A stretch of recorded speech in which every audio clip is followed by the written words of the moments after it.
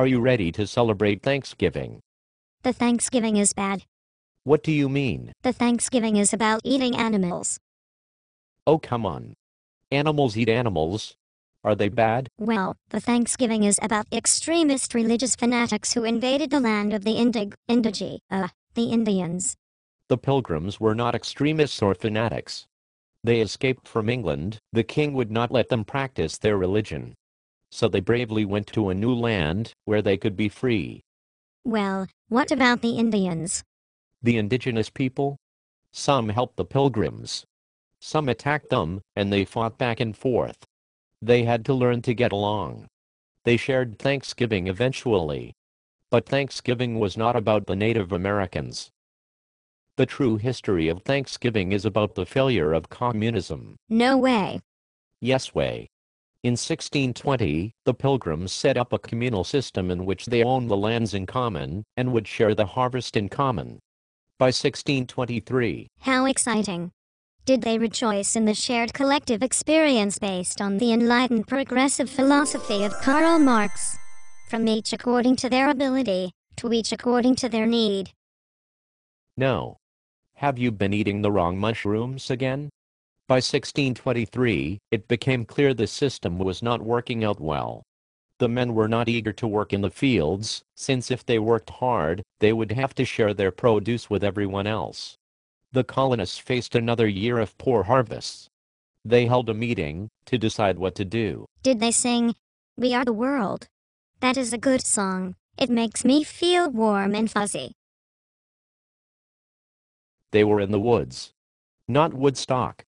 Anyway, the Pilgrims changed their economic system from communism to individual enterprise. The land was still owned in common, and could not be sold or inherited, but each family was allotted a portion, and they could keep whatever they grew. So greedy people kept more? Did a turkey hit you in the head? That is crazy. Working hard is not greedy. Working hard creates the food. The hard-working people kept what they grew. And the lazy slackers had to get up off their butts and raise crops if they wanted to eat. Like everyone else. It sounds miserable, the hard work. Yes, life was hard. But the switch paid off for the Pilgrims. Their new incentive-based economic system was a great success. It looked like they would have an abundant harvest this time.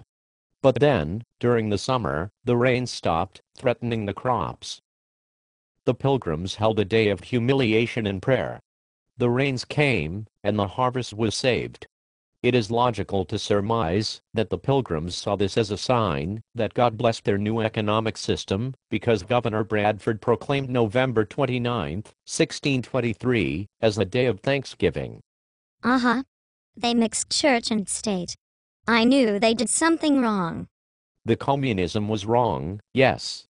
But their Christian faith was not wrong.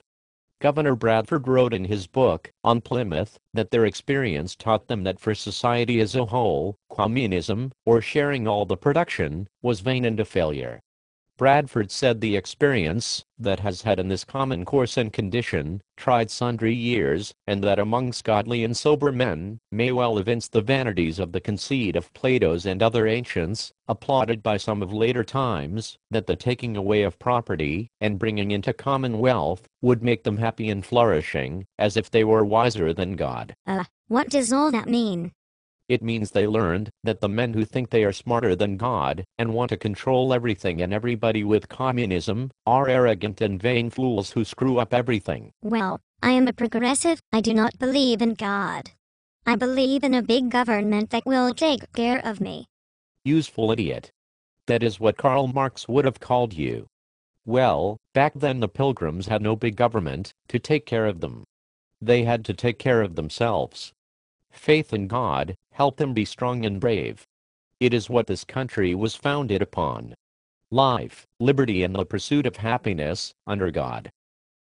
And that communism sucks. So the Pilgrims didn't share anything. Sharing is caring. Actually, the Pilgrims recognized that the land itself would be their common community property, but that it is proper for the fruits of the labor of each person and family to belong to those who produced them.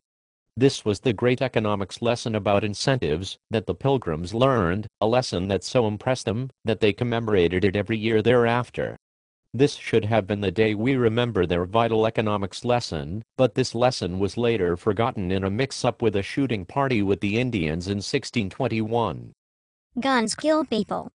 Look out. There is a bear behind you. Are you going to sing to it? Or pick up that gun?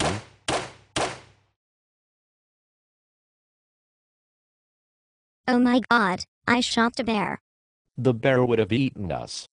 Thank you for using the gun and not singing. I guess the gun can be good.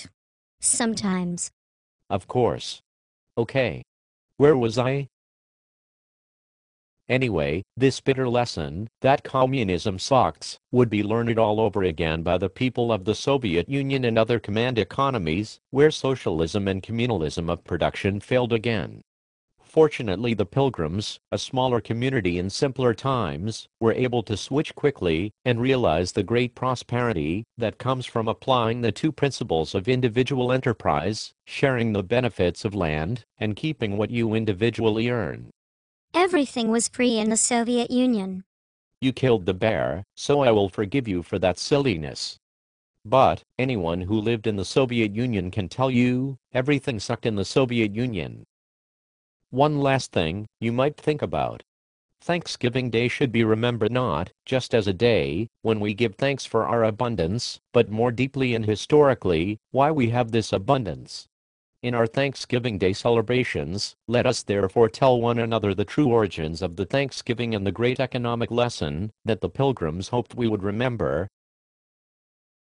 Communism sucks.